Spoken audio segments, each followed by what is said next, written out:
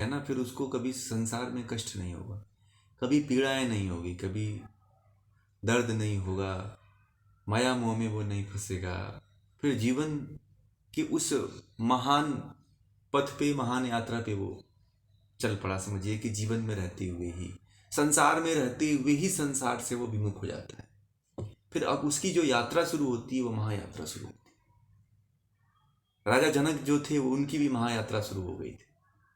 हमारे जो देश के जो राजा लोग हुआ करते, भगवान श्री कृष्ण और भगवान राम को देख लीजिए, तो वो संसार में थे, परंतु संसार में रह करके भी संसार में लिप्त नहीं हुए थे। इसी के कारण, क्योंकि वो जानते थे इस रहस्य को कि ये जो कुछ भी नष्ट नहीं होता है। इतने युद्ध में मारे गए कौरव पांडव, दूसरा व्यक्ति होता तो रोता बैठ करके, चिंतित होता, संतप्त हो जाता, दुखित हो जाता और ये कहता कि ये तो मरेंगे तो मैं बड़ा पाप कर दिया। परंतु भगवान श्री कृष्ण ने गीता में भी ये बात कहा है कि कुछ भी, ये काल के गाल में सब समा जाते हैं, फिर ये कुछ नष्ट होने वाली चीजें नहीं है।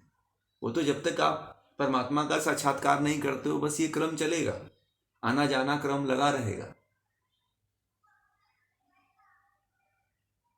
इसीलिए जीवन को जितना जल्दी हो सके, जैसे हो सके, अगर आपको ज्ञान हो जाता है, आपको इसका नॉलेज हो जाता है, तो संसार में जीते जी पूरा का पूरा अपने आप को ईश्वर की प्राप्ति के लिए, मानव मात्र के कल्याण के लिए जीवन को समर्पित करना चाहिए। जो जब कोई इसको समझ लेता है वही व्यक्ति कर सकता है, जो नहीं समझ पाएगा वो नहीं कर पाएगा इस चीज को। फिर तो वो स्वार्थ के वशीभूत होकर बस कार्य करता है कि मेरे बच्चा, मेरा लड़का। जैसे धृतराष्ट्र ने स्वार्थ के वशीभूत होकर के ही अपने सारे बच्चों को खत्म करवा दिया, अपने सारे पुत्रों को नष्ट करवा दिया। देखते ही मोह मोह इतना ज्यादा है लोगों का कि छोटे छोटे स्वार्थ के लिए, छोटे छोटे अपने मोह के लिए जो है दुनिया से अलग हो जाते हैं, विखंडित हो जाते हैं, एक दूसरे के प्रति विद्वेष की भावना कर लेते हैं, एक दूसरे के प्रति कलह उत्पन्न कर लेते हैं। परंतु इनको नहीं पता है कि ये बहुत लंबे समय तक नहीं रहने वाला है। जिस शरीर के प्रति हम इतना अहंकार दिखाते हैं, वह शरीर हमारा साथ खुद नहीं देने वाला है। जिस शरीर के लिए हमने इतनी व्यवस्था बनाने की कोशिश करते हैं कि ये व्यवस्था बना लें, वो बना लें, ऐसा बना लें, उस तरह का बना लें, मेरे साथ ऐसा होगा, परंतु ये शरीर भी अगर आपका रहे और आपके साथ जैसे जैसा आप जितने दिनों तक सोच रहे हैं उतने दिनों तक साथ दे, तब तो बात सोचने की बात आती है कि चलो सोच लो, अच्छी बात है। परंतु ये कब आपके साथ क्या कर जाए आपको भी नहीं पता है, कब आपका साथ आपसे छोड़ दे ये भी नहीं पता है आपको। किए जा रहे हैं कि कर लो। संसार कब, ये जो जिस शरीर के लिए हम, जिस अपनों के लिए जो हम ये जो कार्य करते हैं, कभी हमारे लिए वो नहीं कर सकते, और इसीलिए हम फंसते चले जाते हैं ना, और स्वार्थ बनता चला जाता है। इतना स्वार्थ घनिष्ठ हो जाता है, इतनी घनिष्ठता बढ़ती चली जाती है कि हम समझते हैं कि हम जीवन अमर हो गए। 50 साल के जीवन में अमरता जैसा स्वाद, सुख देखने की कोशिश करते हैं। आदमी 50 साल जीता है और 100 साल तक जीने की इच्छा रख करके वैसा कार्य करता है। एक मैंने देखा है एक व्यक्ति को, मैं उदाहरण दूंगा आपको। एक व्यक्ति थे, बहुत बड़ा घर है उनका, मैं अपना प्रत्यक्ष बता रहा हूँ, कहीं किताब में नहीं पढ़ करके बता रहा हूँ। बहुत बड़ा बंगला बनाया है उन्होंने। संयोग से कुछ गली के कुत्ते जो है बेचारे, वहाँ पे पेड़ पौधे लगा रखा है, बाउंड्री कर रखा है उन्होंने, और उसके किनारे बैठे आकर के 2-4 कुत्ते। मैं बताऊं, उस आदमी ने उन कुत्तों को गोली मरवा दी, अपने नौकरों से कह करके उसको मरवा दिया उन कुत्तों। तो मैंने ये सारी चीजें देखा ना, तो मैंने कहा कि लग रहा है कि ये जो आदमी है ये अमर होने आया है। ये जो अपना घर बनाया है, ये घर जो बनाया लग रहा है कि अपने साथ लेकर के जाएगा ये। अब बताओ, तुम इतना बढ़िया अंदर से घर बना लिए हो, बंगले बना लिए हो, बाहर एक कुत्ता बैठा हुआ है, वो भी तुम्हारे घर में नहीं है, रोड पे बैठा हुआ है, और तुमने उसको मरवा दिया। ये कहाँ की इंसानियत है? क्या लेकर के जाओगे तुम? नहीं देखा है लोगों को। मैंने कहा कि आखिर आदमी क्या लेकर आने, क्या ये पूरा लेके जाने वाला है? और मैं बताऊं, अब उसके आगे की कहानी बता रहा हूँ। उस आदमी की ऐसी दशा हो गई, और जानते हैं इस कोरोना काल में वो दुनिया को छोड़ के चल बसा। न्याय देखिए ईश्वर का। मैं जब इस चीज को सुना ना, तो मैंने कहा कि ईश्वर बड़ा न्यायकारी है। और न्याय मैंने देखा, इतना जबरदस्त न्याय देखा। मैंने कहा कि इन जो व्यक्ति कुत्तों को मरवाया था, वह व्यक्ति इस कोरोना में मर गए। और मैं बताऊं एक और इसकी आगे की घटना बताऊं, बड़े मजे की बात है कि उस व्यक्ति जैसे कुत्तों के साथ हुआ, खींच खींच करके लोग, दूसरे गांव के लोग रस्सी में बांध करके खींच करके जैसे नदी में कुत्तों को फेंक आए थे कूड़े के ढेर पे, वैसे ही उस आदमी की लाश को जलाने के लिए उसके घर के कोई सदस्य नहीं तैयार हुए कोरोना के काल में। और उस आदमी को वैसे ही अधजला जो है फेंक करके लोग चले आए। जला भी नहीं, उसको फेंक दिए वैसे ही। ऐसी दशा होती है आदमी की। देखिए तुरंत न्याय मिलता है। बड़ा मैंने ये जब इस दृश्य को देखा और लोगों से सुना, तो मैंने कहा यार भगवान बड़ा न्यायकारी है। अभी कुछ मतलब कुत्तों को मारे हुए, मरवाए हुए उसको 3-4 महीने भी नहीं हुए थे। देखिए इसी घटना भगवान ने तुरंत न्याय कर दिया। मैंने कहा कि बताओ, ये होता है ईश्वर का न्याय। अगर ये कहीं न्यायालय में जाता तो मुझे लगता है कि इतना बड़ा न्याय नहीं होता। परमात्मा ने न्याय कर दिया, ईश्वर ने न्याय कर दिया। पता नहीं लोग किस अहंकार में, किस बात में इतना चोर रहते हैं।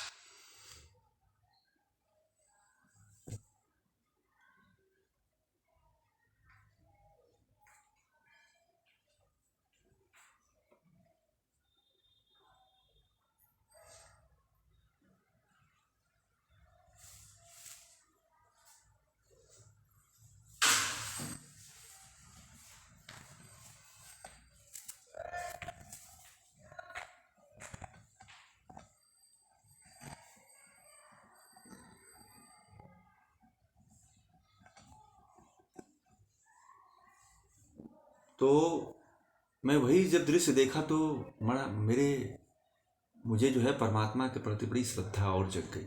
मैंने कहा कि मुझे लगता है कि ये परमात्मा का साक्षात्कार हुआ है। ये कहीं न कहीं परमात्मा की अनुभूति जरूर हुई है मुझे। तो न्याय के रूप में हमें परमात्मा की अनुभूति हो गई उस दिन। मैंने कहा कि ये वास्तव में जो न्याय जो परमात्मा के बारे में सुनते थे कि ईश्वर जो है न्यायकारी है, तो आज मुझे ये प्रत्यक्ष रूप से दिख गया कि ईश्वर न्याय जरूर करता है।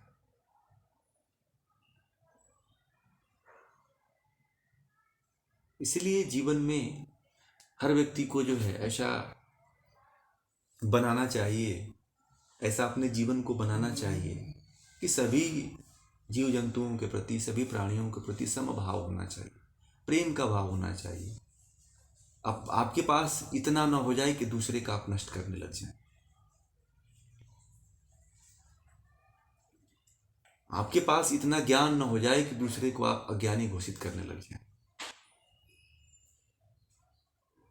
आप इतने अहंकारी न हो जाएं कि दूसरे को आप नीचा दिखाने लगे। ज्ञान कहते हैं ना कि विद्या ददाति विनयम, कि जिसके अंदर ज्ञान होता है, विद्या होता है, उसके अंदर विनम्रता आ जाती है।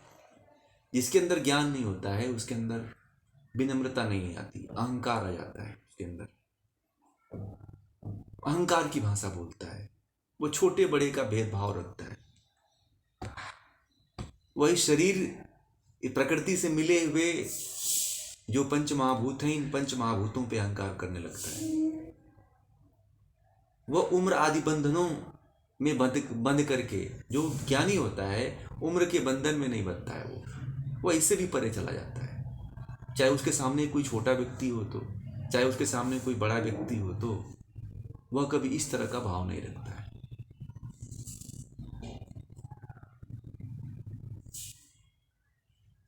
परंतु जो अहंकार जिसके अंदर होता है, वह जो है अपने अंदर और अपने आप में जो है इस तरह की बातें दिखाने लगता है।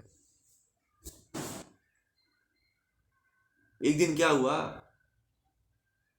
कि एक हमारे मित्र हैं, वह किसी यूनिवर्सिटी में गए थे।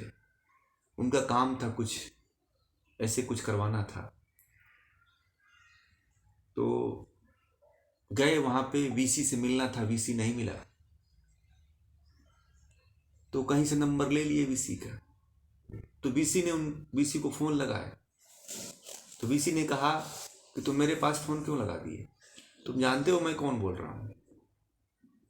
तो इन्होंने कहा कि मुझे पता है आप यूनिवर्सिटी के वीसी हैं। तो बोलता है कि वो वीसी बोला कि तुम्हारी हिम्मत कैसे हुई हमारे पास मिलाने की, आज के बाद मुझसे बात मत करना, तुम उसके लायक नहीं हो, तुम मुझसे नहीं बात कर सकते। फिर वह व्यक्ति जो है यूनिवर्सिटी में गया, कहा कि ठीक है मैं यूनिवर्सिटी में कल आपसे मिलूंगा और इस बात पे पहले चर्चा करूंगा, तब मैं अपनी बात रखूंगा। और गए और यूनिवर्सिटी से कहे कि ये बताइए आप किसके लिए बैठे हो यहाँ पे, आपको वीसी किसके लिए, वाइस चांसलर हो,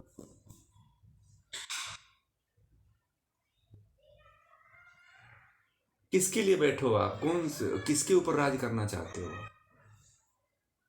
इतनी अहंकार की भाषा जो है एक टीचर को, एक गुरु को नहीं शोभा देती। और उसको इतना लताड़ा वहां पे उन्होंने इतनी बातें उसके सामने रख दिया कि वो झुक गया, बोला कि मैं वास्तव में अहंकार में था और मुझे अब पता चला है कि जो है पद नहीं बड़ा होता है, पद के ऊपर जो अहंकार होता है वह हमें अंधा किया हुआ था। व्यक्ति जो है लोगों के लिए बना हुआ है। एक लोग हैं, मैंने देखा एक अधिकारी था, जिला अधिकारी था, एक 80 साल के बुजुर्ग थे, उसके जब उनके सामने आया तो उसके पैर पकड़ लिए। तो एक व्यक्ति ने कहा कि आप इसका क्यों पकड़ रहे हो, तो बोले कि ये साहब है। बोला कि ये साहब आपके लिए बना हुआ है, इसको, इस जिला अधिकारी को जो है आपका पैर पकड़ना चाहिए, जनता के लिए बना हुआ है। ये नेता अधिकारी सब जनता के लिए बने हुए हैं।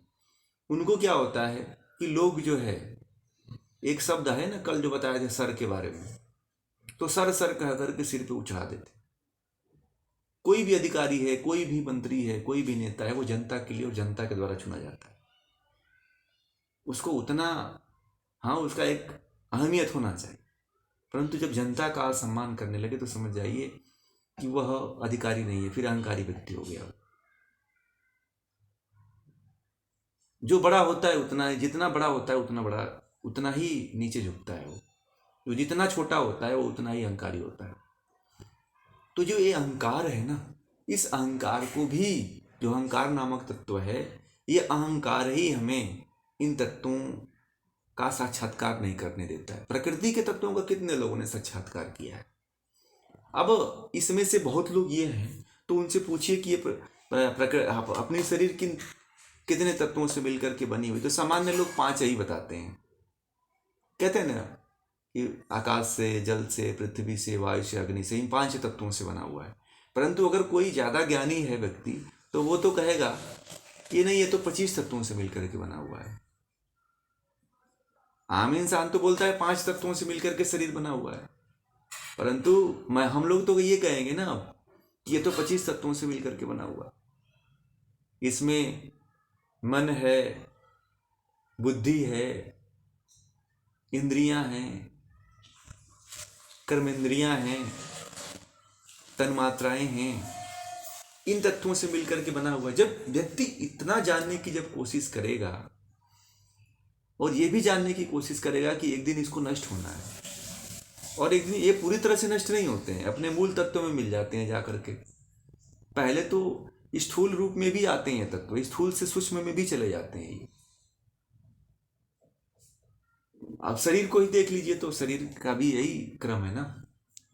गीता प्रेस में एक पुस्तक, एक फोटो आता है, शायद सभी लोगों ने देखा होगा, कि कैसे एक क्रम में जब बच्चा गर्भ में होता है तो गर्भ की स्थिति को दिखाता है। गर्भ से लेकर के जन्म लेता है, जन्म से लेकर छोटा बड़ा छोटा बड़ा छोटा बड़ा बुढ़ापा तक का एक पूरा चित्र है। ऐसे क्रम में स्टेयर बाई स्टेयर बना हुआ है। कितने लोगों ने देखा होगा उस चित्र को? कभी देखिएगा आप लोग, जन्म मृत्यु का जो क्रम है उसको आप लोग देखिए। गीता प्रेस की पुस्तकों में मिलता है, गीता प्रेस के फोटो आदि जो बने होते हैं उनमें आपको देखने को वो चित्र मिलेगा कि जन्म मृत्यु का कैसे क्रम है, तो आपको समझ में आएगा। तो कैसे कैसे शरीर सूक्ष्म से स्थूल की तरफ जा रही है, स्थूल से सूक्ष्म की तरफ आ रही है, यही क्रम है, ऐसे ही क्रम चल रहा है। तो कुछ नष्ट नहीं होने वाला है। हम केवल, हमारे विचार नष्ट होते हैं। विचार ही ऐसे हैं जो कभी ये सोचते हैं कि नष्ट होने वाला है और बनने वाला नहीं है। यही सोच करके हम दुखित होते रहते हैं। इस दुख से बचने के लिए केवल ज्ञान को जगाइए, ज्ञान की पिपासा को बढ़ाइए, ज्ञान को बढ़ाइए। फिर देखिए आप कैसे परमात्मा की तरफ जाते हैं, ईश्वर की तरफ बढ़ते हैं आगे। ठीक है ना?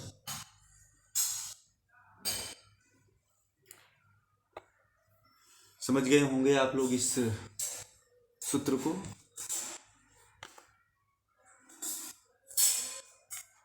ठीक है, तो इस सूत्र को पूरा किया जाए।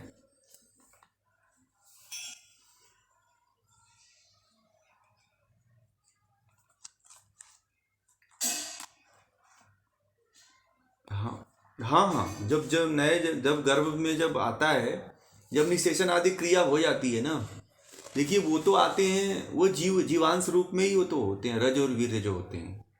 पुराणों आदि में दूसरे नियम से कहा गया है कि जीवात्मा इतने महीने में आती है, इतने काल में आती है, शरीर इतना बड़ा हो जाता तो होता है तो आती है। परंतु अगर चेतन नहीं होता तो क्रिया कैसे करता? मान लीजिए कि जो हमारे स्त्री और पुरुष के जो रज वीर होते हैं वो भी चेतन अवस्था में ही तो होते हैं ना। तो चेतन चेतन ही मिल करके चेतना बनाएंगे ना।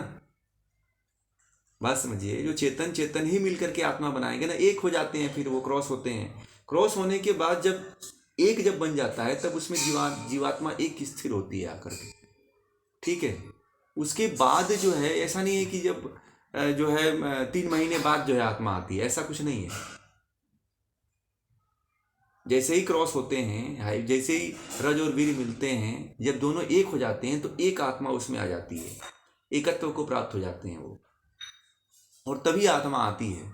और तब जाकर के धीरे धीरे धीरे धीरे उसका विकास क्रम बढ़ता चला जाता है। ऐसे उसका विकास होता है जीवात्मा का। और जीवात्मा भी कर्म के अनुसार, वो भी ईश्वर के अनुसार ही होता है। ईश्वर की व्यवस्था के अनुसार जो है कोई भी जीवात्मा जो है किसी के शरीर में आती है, वो कर्म फल पे डिपेंड करता है कि ईश्वर किसको कहाँ पे जन्म दे। ये ईश्वर के हाथ में है। ईश्वर ने जो फल की व्यवस्था है उसने अपने हाथ में ले रखा है, वो आपके हाथ में नहीं है। आप तो केवल कर्म करो, अच्छा कर्म करो तो आपको अच्छी जगह भेजेगा। इसलिए न्यायकारी है, क्योंकि एक ही आत्मा थोड़ी है, बहुत हजारों आत्माएं हैं ना। वो आपके साथ अन्याय करेगा तो सबके साथ अन्याय हो जाएगा। इसीलिए वो न्याय करता है। चाहे कोई भी व्यक्ति, कितनी भी घनिष्ठता वाला व्यक्ति हो, कितना भी भक्ति वाला व्यक्ति हो, कितना भी उसे प्रेम करने वाला व्यक्ति हो, कितना भी व्यक्ति, कोई भी व्यक्ति क्यों ना उसकी बहुत ज्यादा उपासना करने वाला हो, परंतु न्याय सबके साथ बराबर करता है। न्याय की व्यवस्था, जब मैंने ये जो उदाहरण दिया आपको, वो न्याय की व्यवस्था ऐसी होती है। चाहे कोई भी व्यक्ति हो, भगवान राम थे, भगवान श्री कृष्ण थे, भगवान शिव थे। भगवान शिव के भी बारे में पता है कि नहीं आप लोगों को? भगवान शिव ने भी दुख भोगा है, पता है आप लोगों को ना? भगवान शिव ने भी दुख भोगा है। अब इसके बारे में कल चर्चा करेंगे।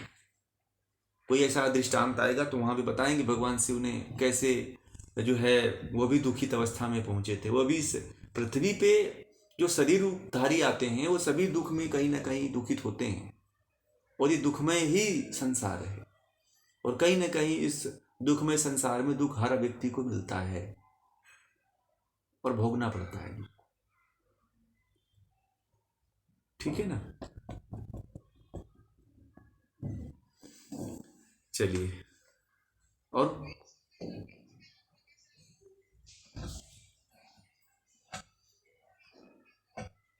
हाँ, वो ईश्वर की व्यवस्था के अनुसार होता है। वो जो ट्विंस बच्चे होते हैं वो ईश्वरी व्यवस्था के अनुसार होते हैं कि दो आत्माओं को ईश्वर डाल सकता है, दो आत्माओं को गर्भ में डाल सकता है, वो ईश्वर की व्यवस्था है।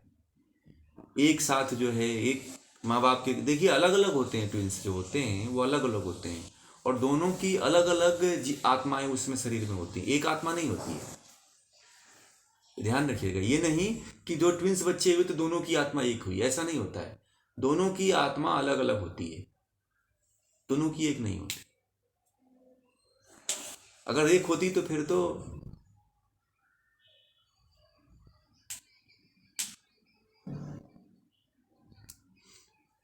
वो तो शरीर का गुण है ना। हाँ, शरीर का वो गुण है, वो शरीर का गुण है। शरीर को दुख होता है, शरीर को समस्याएं पैदा होती हैं, परंतु आत्मा को कहाँ पैदा होता है? आत्मा को नहीं। जैसे लक्ष्मण और राम जी थे तो दोनों की आत्माएं अलग अलग थी कि नहीं थी? लक्ष्मण और भरत एक माँ बाप के, लक्ष्मण और वो शत्रुघ्न एक माँ बाप के, एक मतलब एक माँ से उत्पन्न हुए थे, तो दोनों के गुणकर्म स्वभाव अलग अलग थे कि नहीं थे? दोनों जुड़वा पैदा हुए थे, लक्ष्मण और शत्रुघ्न थे कि नहीं थे? दोनों ही जुड़वा पैदा हुए थे, तो दोनों की आत्माएं अलग अलग थी।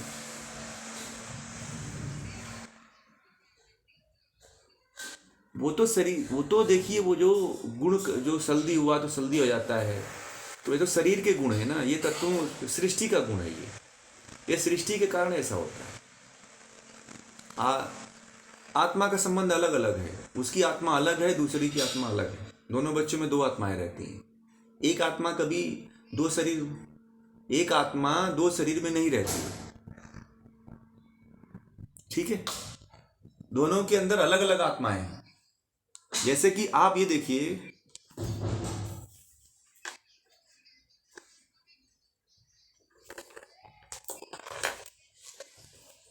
सुना है आपने? हाँ, सुना है आपने, ऐसा ऐसा मैंने भी ऐसा सुना है कि लोग जो है, एक मरता है तो दूसरी आत्मा मर जाती है। तो उसमें क्या होता है, तो जानते हैं उसमें क्या होता है? वो प्रकृति के कारण जो मोह ज्यादा होता है ना, वो मोह के कारण ऐसा होता है। जो उसके अंदर कर्म होते हैं, जैसे कि कोई कर्म करके बहुत, दोनों आजकल के जो लड़के लड़की क्या हो रहा है, मर रहे हैं। तो आपने देखा होगा कि नदी पे, नदी में कूदते हैं तो दोनों अपने आप को बांध लेते हैं रस्सी से, हैं? दोनों हाथ बांध लेते हैं। देखा है ना प्रेमी प्रेमिकाओं के जोड़े को, हैं? जब शादी माँ बाप नहीं करते हैं तो नदी में कूदते हैं तो एक साथ अपने आप को बांध के गिरते हैं, हैं? तो उनके वो संस्कार लेके मरा ना वो दोनों। बात समझ में आ गया? जब दोनों संस्कार लेकर के मरे तो संस्कार तो उनके रहेंगे कि नहीं रहेंगे उस आत्मा में? तो उसी के अनुसार फिर उनका अगला जन्म में कर्म होता है, वही संस्कार फिर जाग जाते हैं। फिर वो उनको ये नहीं पता होता है कि हम दोनों पति पत्नी थे, दोनों भाई बहन हो जाते हैं वो। ठीक है। और आत्मा को फर्क नहीं पड़ता है, आत्माएं अलग अलग हैं, सबकी अलग अलग हैं। दो जीव हैं तो दोनों की अलग अलग आत्मा। स्त्री पुरुष नहीं है, वो मेल फीमेल का कोई उस भगवान के उसमें नहीं है। ठीक है, वो तो कर्मों के अनुसार होता है। ये तो सृष्टि चलाने के लिए मेल फीमेल बना दिया है कि सृष्टि ऐसे चलती रहेगी। ठीक है ना। तो ये है मतलब।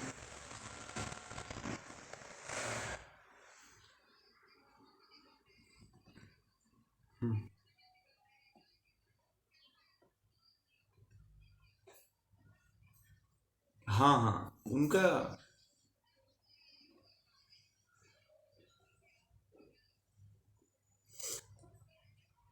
देखिए सबसे पहले तो जो भगवान श्री कृष्ण हैं जो पुरुष होता है, ठीक है, और जो स्त्री होती है, जो स्त्री होती है, तो उसके अंदर जो एक गुण होता है विशेष, ठीक है, उसके अंदर जो एक उसको क्या कहते हैं कि ममता, वात्सल्यता, है ना, स्त्री के अंदर ये ज़्यादा स्वाभाविक गुण होते हैं, ठीक है। पुरुष के अंदर जिस तरह के गुण होते हैं उस तरह का गुण जो है महिलाओं में नहीं होते। महिलाओं के गुण कर्म स्वभाव अलग होते हैं। महिला की जो प्रवृत्ति होती है वह सहनशीलता की प्रवृत्ति होती है ना। महिला जो है बहुत सहनशील होती है, पुरुष सहनशील नहीं होता है, ठीक है। अगर पुरुष का शेर के साथ संबंध जोड़ दिया जाए तो तुरंत दोनों आपस में लड़ करके दोनों, या तो शेर उसको खा जाएगा या तो शेर को वो मार देगा, दोनों का क्रुद्ध स्वभाव है। परंतु जो शेर है उसका उसको बस में करने के लिए वहां पे विनम्रता चाहिए, वहां पे सहनशीलता चाहिए, वहां पे ममत्व चाहिए, वहां पे वात्सल्यता चाहिए, वहां पे प्रेम चाहिए, वहां पे निश्चलता चाहिए। तो ये गुणों के कारण जो है जो शेर होता है वह ज़्यादा मतलब माँ पार्वती के बस में हो जाता है। वो कोई भी जानवर हो उसके प्रति आप वात्सल्यता दिखा दीजिए।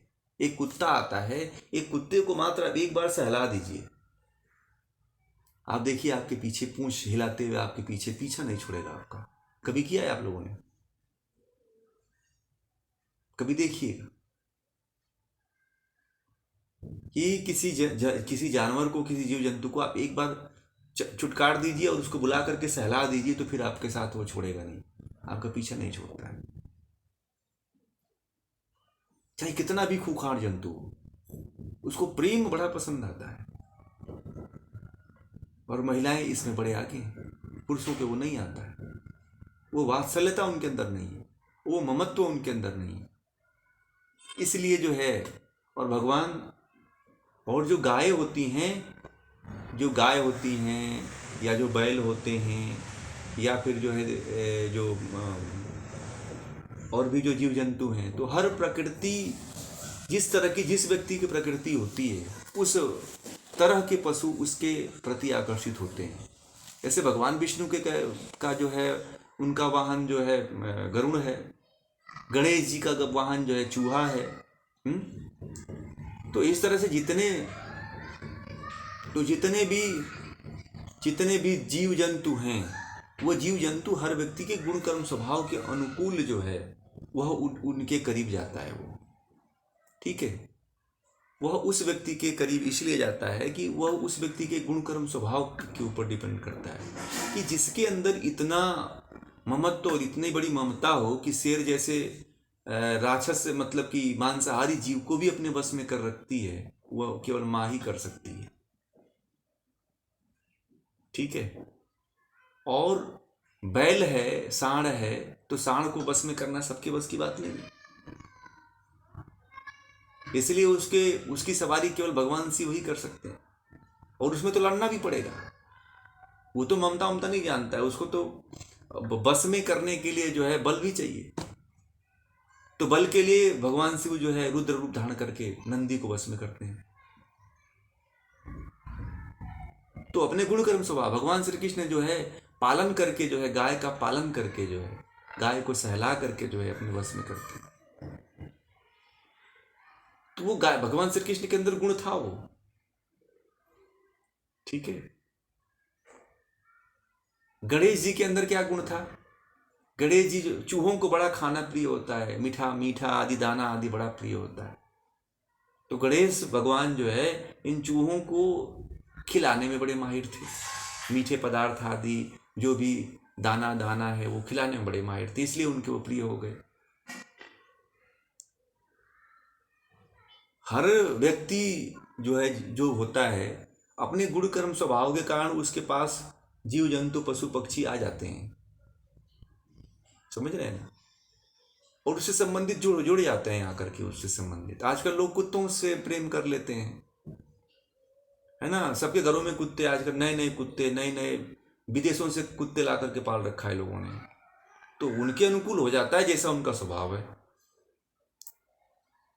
एक फेसबुक पे एक आता है, एक महिला है जो बंदरों को, बंदरों से उसका बड़ा प्रेम है। मैं देखा हूँ कभी सोशल मीडिया पे, फेसबुक पे, तो वो उसके पास जब जाती है तो सारे बंदर घेर लेते हैं उसको और उसे गोद में आके बैठ जाते हैं, छोटे छोटे बच्चे बंदरों के। और वो डेली जो है वो बंदरों को खिलाती है। और कुछ बंदर तो ऐसे हैं जो उसके बेड पे भी आके सोते हैं। तो ये तो गुण कर्म स्वभाव के ऊपर डिपेंड करता है। आपके स्वभाव को वो पहचान जाते हैं कोई भी। इसीलिए तो ये कहाँ से आता है, यम नियमों से आता है। यम और नियमों का पालन करना शुरू कर दिया, आप सारे जीव जंतु आपके बस में हो सकते हैं। ये कहीं और से सिद्धि नहीं आती है ना। अहिंसा का पालन कर दीजिए, सारे जीव जंतु आपके सामने जो है हिंसा त्याग देते हैं। ठीक है, तो यम नियमों का पालन करिए, ये आपके अंदर सारे गुण आ जाने, आपके पास भी जो हिंसक जानवर हैं वो आकर के अपनी हिंसा छोड़ देंगे। आप केवल अहिंसा आदि यम नियमों का पालन करिए, देखिए फिर आप मुझे बताइएगा। एक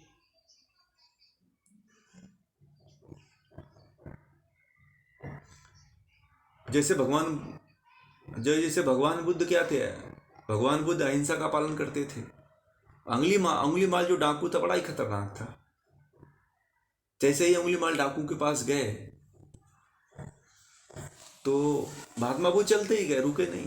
उधर अंगुली माल बैठा था तो महात्मा बुद्ध को बोला है ठहर जा, कहाँ जा रहा है, ठहर जा। महात्मा बुद्ध ने पलट करके उसको बस एक ही बात कहा कि मैं तो ठहर गया हूं, तू कब ठहरेगा। उसको ये बात लग गई, उसको ये बात लग गई। अब वो ये सोचने लगा कि ये पहला व्यक्ति है जो मुझे इस तरह की बात कहा है, दूसरा तो मुझे कोई ऐसी बातें नहीं की आज तक।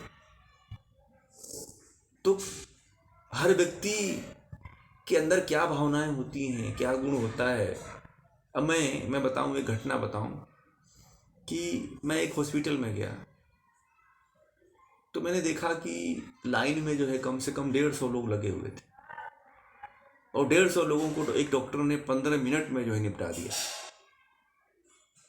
मैं बाहर आया, कुछ मरीजों से बाहर खड़े थे तो मैंने उनसे मिला, क्या हुआ है, अब दवा ले लिया आपने? बोला कि वो डॉक्टर को सुना ही नहीं, ऐसे ही बस मैंने बोला मुझे ये दर्द कर रहा है, बस दवा लिख के दे दिया मैंने, मेरा पूरा रोग ही नहीं सुना। वो सरकारी हॉस्पिटलों में चले जाइए तो डॉक्टर सुनते भी नहीं कि क्या हुआ है। पेशेंट गया, देख करके ऐसे दवा लेके चलो आगे, ऐसे दवा लिख के देख करके ऐसे लिख देता है चलो जाओ। उसको ये पता ही नहीं, पीसीएम यही लिख के भेजता रहता है। मैंने डॉक्टर से, उस आदमी से पूछा कि क्या आपको हुआ क्या है? बोला कि साहब मुझे ये दर्द हो रहा है, मुझे बुखार है, मेरी उल्टी हो रही है, मुझे पसीने आ रहे हैं, मुझे घबराहट हो रही है, मेरे चक्कर आ रहा है। मैंने कहा आपकी इतनी समस्याएं हैं? तो मैंने देखा कि पीसीएम लिखा हुआ था। मैंने कहा कि गजब आदमी है, 15 मिनट में 150 पेशेंटों को निपटा दिया उस आदमी और डॉक्टर ने। 15 मिनट में 150 लोगों को निपटाया था। मैंने कहा कि क्या सुना, क्या लिखा, क्या हालचाल पूछा वहाँ पे, एक भी मरीज मुझे नहीं लगा। 3-4 मरीज ऐसे थे तो मुझे कुछ लोग जो पहले से दवा लेते थे वो मरीज आके कहे कि साहब ये तो कुछ सुनते ही नहीं अपनी, वैसे ही बस देखते हैं और ऐसे लिख के दवा, जाओ दवा ले लो जाओ। एक ही दवा मैंने देखा 3-4 पेशेंटों की पर्ची पे, तो पीसीएम टीसीएम, ये यही सिर दर्द गोली, इलेक्ट्रॉल प्रोटॉन, ये सब यही सब लिखा हुआ था उस पर, और कुछ था ही नहीं।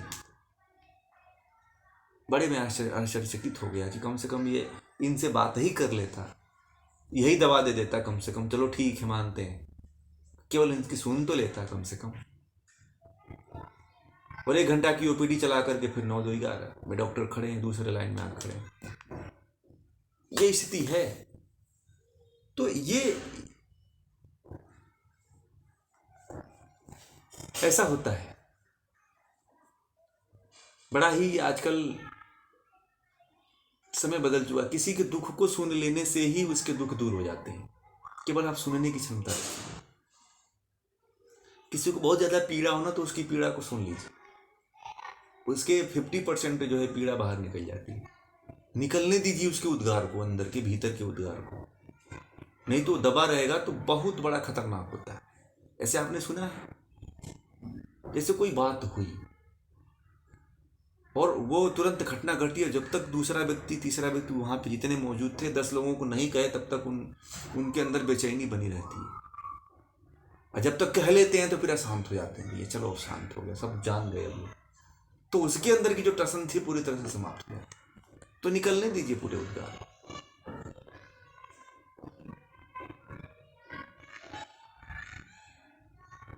एक ऐसे ही हमारे गांव में एक महिला थी, जब उनके घर में झगड़ा होता था तो गांव के कुछ लड़के थे तो उनको आके गाली दिया करती थी बिना मतलब के। वो बच्चे थे तो और मजा लेते थे, तो बच्चे को गाली देती थी तो और वो चिढ़ाते थे। उनका मतलब डेली का काम यही था कि उनके घर कुछ होता था तो वो बच्चों को आगे खूब गाली गाली देती थी, और जहां बच्चे खेलते थे वो उनका जमीन था संयोग से। तो कुछ लोगों की, और फिर जब वो गाली दे लेती थी तो पूरा दिन भर सही रहती थी। तो कुछ अंदर के जो उद्गार होते हैं ना वो निकलते नहीं है, तभी भी आदमी परेशान रहता है, उसको भी निकाल देना चाहिए, कुछ दबा के नहीं रखना चाहिए। निकलता है तो निकलने दीजिए उसको।